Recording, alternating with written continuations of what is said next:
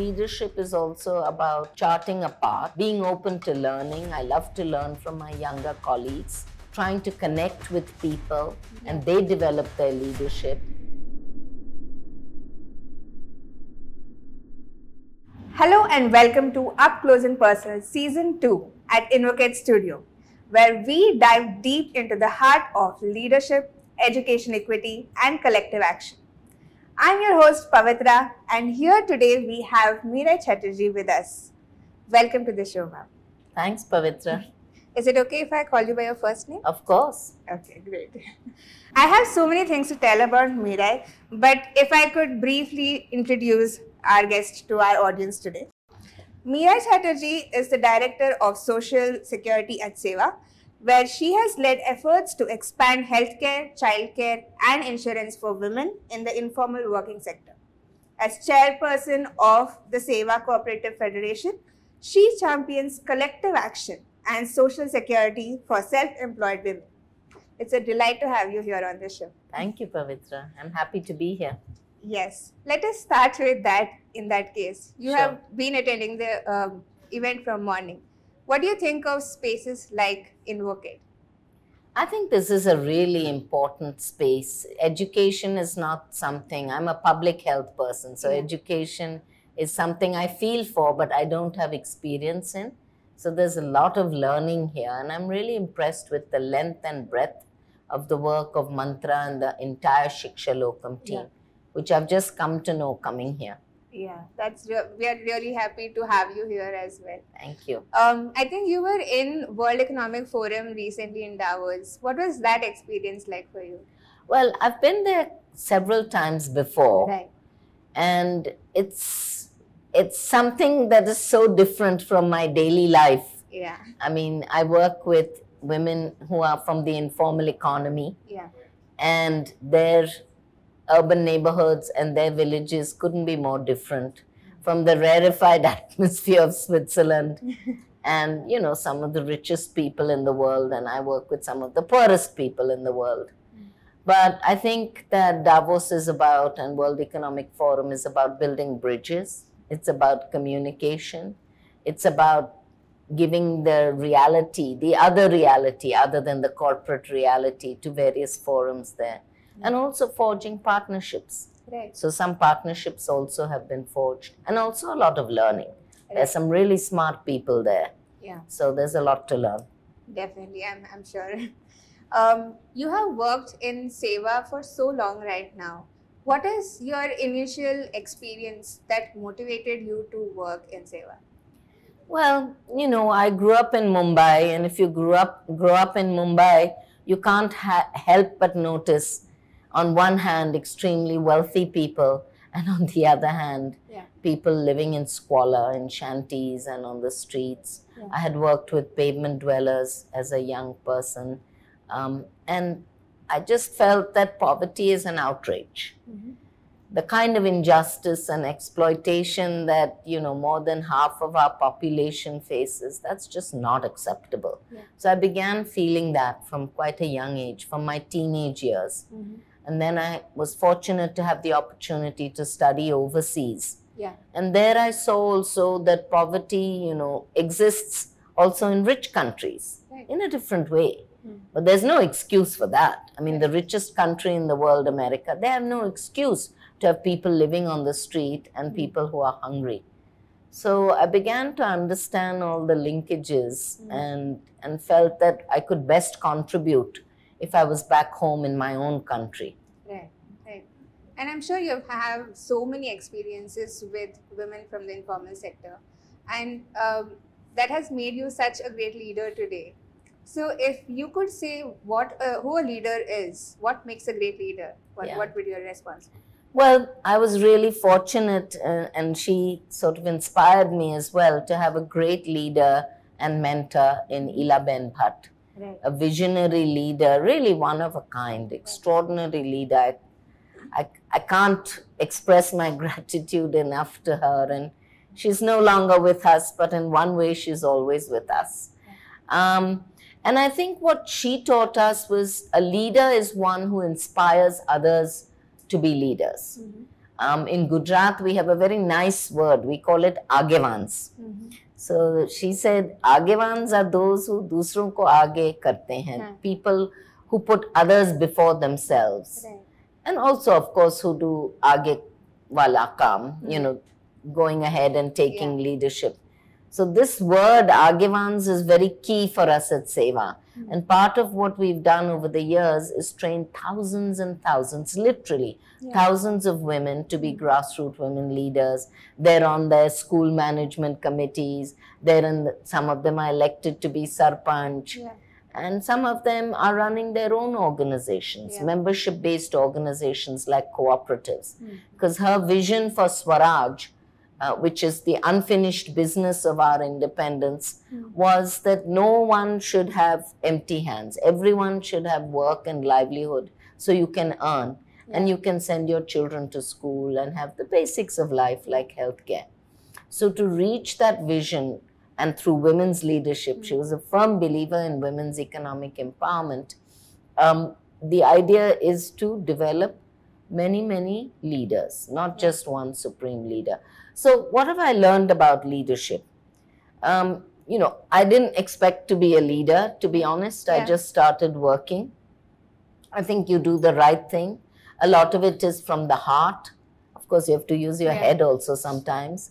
But what feels right? Like for us, feeling right is, and also values, an article of faith is, whenever you enter a community, make sure you go to where the poorest and the most vulnerable and the forgotten are, which are usually women from the most disadvantaged communities. So those kinds of things one learns as a leader, and then if you do that, you see that others are also following the same. So I think leadership is also about charting a path, not that we know everything, being open to learning. I love to learn from my younger colleagues, trying to connect with people, you know, trying to give people a space so that they grow and develop and they develop their leadership. And also in our case, trying to develop sustainable membership-based organizations of women, taking leadership on that. And that's not easy. We want to work with poor people, vulnerable people. We also at the same time want to develop financially sustainable organizations. So leadership is all of that, and also practicing what you preach. There's no point talking about values if you don't live them. It's difficult to live them. We can't all be like Mahatma Gandhi, but we can try. So for example, people watch all your body language. You may not say something, but your body language conveys, your tone conveys. So I think leaders, you know, are in a glass bowl like this. We are being watched all the time, every expression, every nuance. So it's a big responsibility. And I think democratic functioning, you know, we don't live in a very democratic society. Just voting doesn't mean it's a democratic society. And especially for women. Their voices are never heard. They never have representation. So inclusion, I think the role of a leader is to be as inclusive as possible. No one left behind.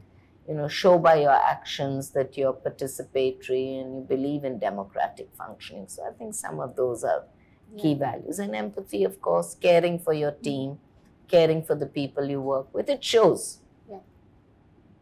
This is really inspirational. The way you put it out and the things that you have said. I am definitely going to come back to this in my mind going forward. If I could pick some things from what you said, you mentioned that you you help for sustainable leadership as well with these women. What are some things that you keep in mind while you want to build such a growth for women? I think one of the hard things for women, all women, but particularly women who come from poorer backgrounds, working class backgrounds, is that they don't have confidence. All their lives they've been told, "Arey, aapko kya malum? What do you know?" You know, in Gujarati even we say, there's a saying even that your brain is in your foot for a woman. So if you've been told all that from childhood, if you've been socialized in that way, you need to break out of that mindset and out of that mode. You need to believe in yourself. You need to develop self-esteem. So a lot of our work in developing grassroots leaders is encouraging them, supporting them, developing their confidence, their self-esteem, For example, whenever we go to a government office to present some grievance or for whatever work, they are always with us. And we always make sure they speak first and we support in the background.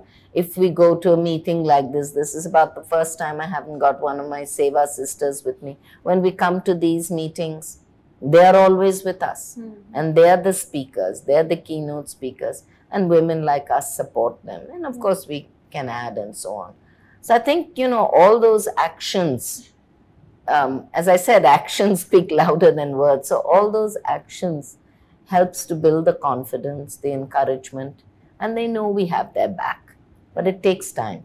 Definitely. Because this is generations of being put down, being a second-class citizen within the family and within society. It takes time. We have to be patient also. Right, I'm sure. So in that case, do you see a noticeable difference with how you started off many years ago, many decades ago, to how women are empowered today? Absolutely. I remember my two mentors were two grassroots women leaders. I still salute them, Suman Ben and Chanda Ben. And both were, as we say, Anguta Chap, They were not able to sign. They'd never had the chance to go to school, but so smart, so sharp. Those days are gone.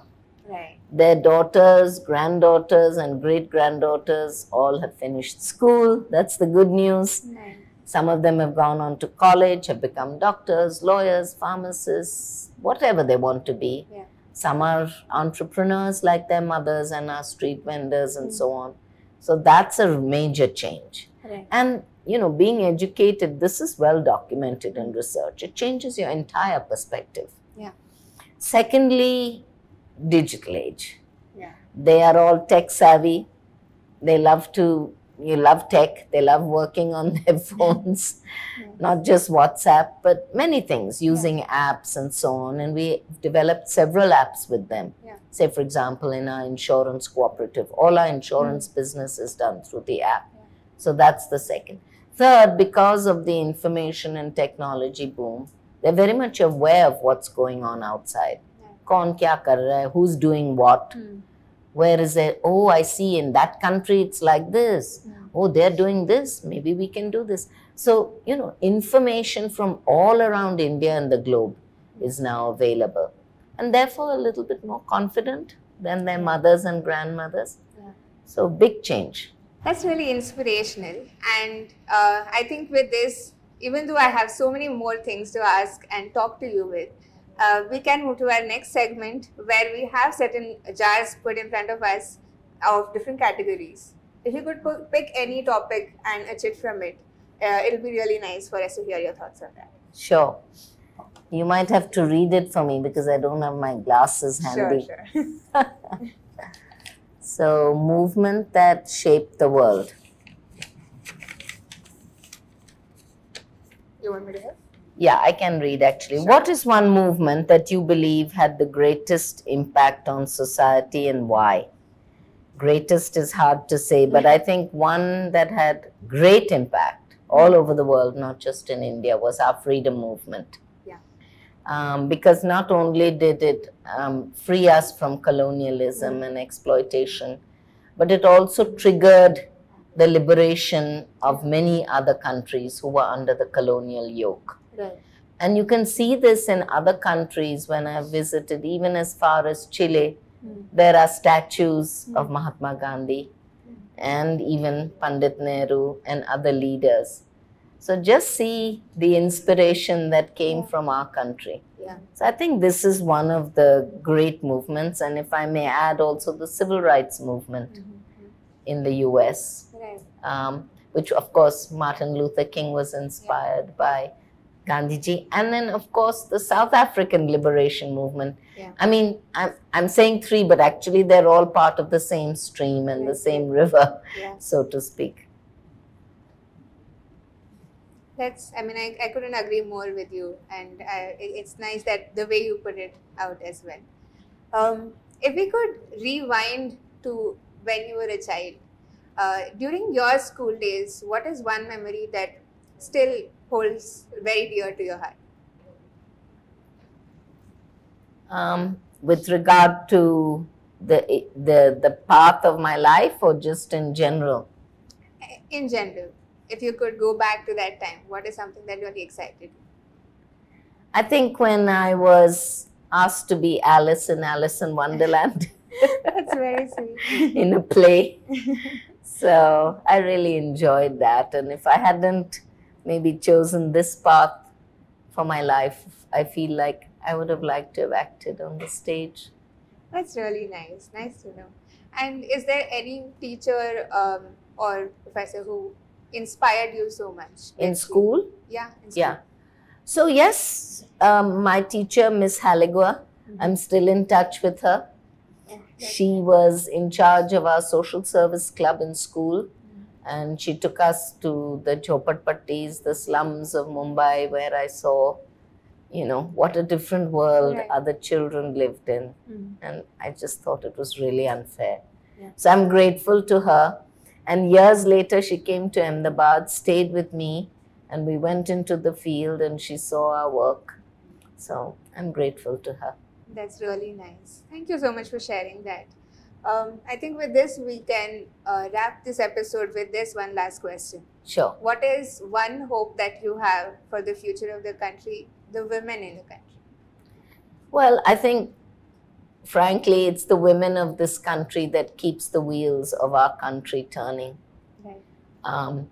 They are forward thinking, they are inclusive in my experience, and not just in Gujarat, across the country. I've seen this again and again. And they're future thinking, I think, because many of them are mothers and they care about their children, they care about their communities.